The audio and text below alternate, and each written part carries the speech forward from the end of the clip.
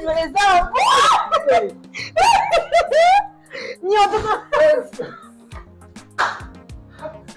Nafikiri siponyoa atakuja kunyoa. Oya, nimetoka kuongea na bosi hapa. Nasema anakuja. Kitu vyote leo anyoe. Au unasemaje? Sawa. Akija hapa leo anyoe. Sasa mpango upoje sasa? Akija kikataa, kwani atatuzidi nguvu? Akija hapa tutamkamata hapa tunamwambia bana kitu vyote leo tunakunyoa. Tunakunyoa. Usitaki utanyoa. Ufungue saluni. Wateja hawaji, wewe bosi unataka kunyoa. Ngoja tuanze na wewe kwanza. Huyo ndo anafika sasa. Jiandae anafika huyo. Karibu. Mambo. Karibu kamera. Karibu. Asante, mambo vipi? Safi, karibu. Fresh. Safi.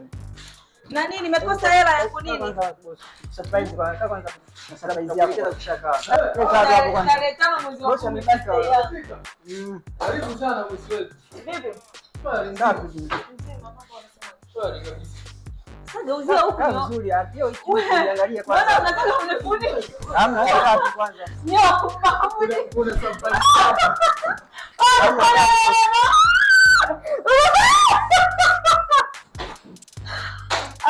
Jamaa. Surprise! Surprise kama bosi wetu. Yes. Unafunga tu anyoe hapo unyoe kwa nini? Yaani sasa kwa nini niamua hivi? Tunataka unyoe. Tunataka ubadilike, tunataka uwe African beauty. Unajua African wewe kumiliki saluni hapo unasuka bosi. Inabidi ufikie wateja kwanza na wewe mwenyewe kwanza. Waona umependeza kwanza na wewe. Hawezi kukusuka hapo. Jamani kama ametolea hivi. No. Bwana nywele zangu. Nyoto. Nafikiri siponyoa atakuja kunyoa sasa. Hebu kwanza wakuone mwenyewe kwanza. Badilike. Sisi tunataka hapa tujafanya kazi yote tokea asubuhi. Wewe mteja wetu wa kwanza. Wewe ndio mteja wetu wa kwanza. Kwa leo bosi wetu Nizika tu bosi kazi hapo. Kazi nizika tu leo ataelewa. Wengi huko leo. Badilisha muonekano. Lakini sio sawa. Yaani mngenipanga mimi nijue kabisa kwamba wiki hii mimi natakiwa ninyoe wiki. Nikupanga usingekubali. No, ningekubali. Si mnaniambia tu kwamba jamani ulikuwa na mpango wa kusuka.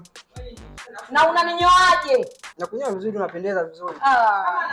Nipe ripoti za wazazi nyumbani. Dada ya kumu mama akwa kanywa sumu. Baba kafuata kaugua wenda simu. Si unamkumbuka dada yako kidato. Sasa ni mgonjwa tumbona na mtoto.